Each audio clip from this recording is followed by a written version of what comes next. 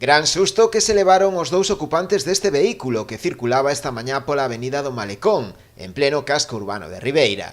O turismo comezou a arder por causas polo de agora descoñecidas. Foron os propios viandantes que se atopaban pola zona, así como tamén outros condutores, os primeiros en colaborar coa extinción do lume. A virulencia das lapas era tal que era imposible apagar o incendio.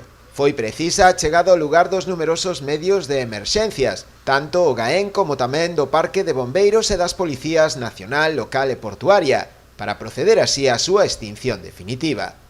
Por fortuna non houbo que lamentar danos persoais. Os dous ocupantes do vehículo sinistrado puideron saír polo seu propio pé. Aínda así, os danos materiais no turismo foron cuantiosos, quedando totalmente destrozado. Ademais do vehículo en cuestión, resultaron tamén parcialmente danados unha furgoneta da Asociación Agadea e outro turismo que estaban estacionados nas inmediacións. A consecuencia do incendio, o tráfico na zona tivo que ser desviado polo interior do porto e pola Rúa Canarias, mentres non se procedeu á retirada do vehículo e á limpeza da vía.